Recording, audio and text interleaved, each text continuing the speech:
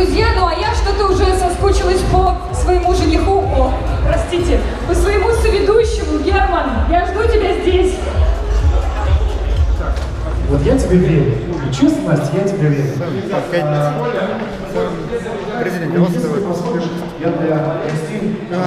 ülemaailmse väga inimeste sõbraliku suur ettevõtte presidendi vastuvõtt ja see on preemia edukuse eest. Ma tahtsin öelda seda asja, et inimesi on erinevaid.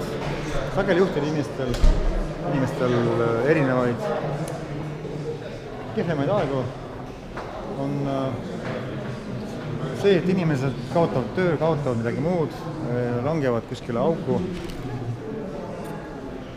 Aga nüüd see, kuidas inimesed siit välja tulevad, need viisid ja need omadused, kuidas inimesed selle vastu võtavad, on väga erinevad.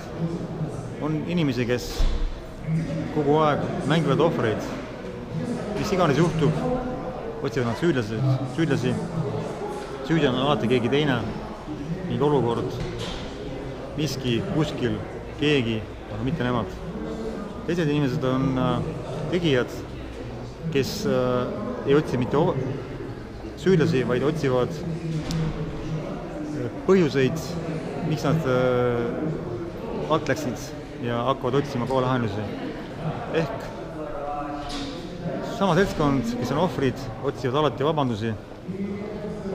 Ehk need, kes otsivad vabandusi, nendest saavad sageli ohvrid ja need, kes otsivad lahendusi, need üldjuhul on tegijad ja leiavad lahendusi igalt poolt.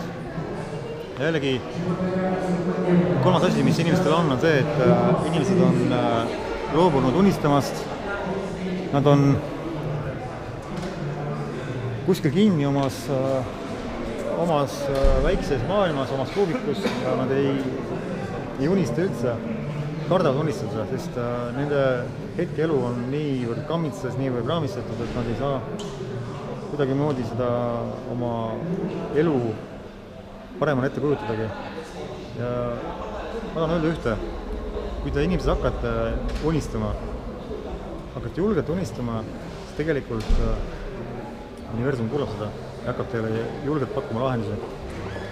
Ja ärge pange oma unistusi mitte sammu võrra edasi ega kahe, vaid pange nüüd kaugele. Pange nüüd pikalt ja julgelt ettepoole.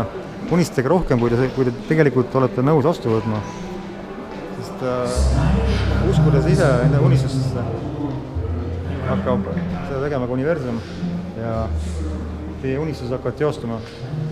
Nad teostavad ja kunagi seisate ka teie mõne väga eduka, väga tegusa, inimsõbraliku ettevõtte presidendi vastuvõtul ja tunnete seda ülevat meeleolu, seda energiat, kogete seda inimeste rõõmu, mida praegu tunnen mina. Inimesed, uskuge endasse ja seadke julgeid unistusi, otsige alati lahendusi ja tegutsege.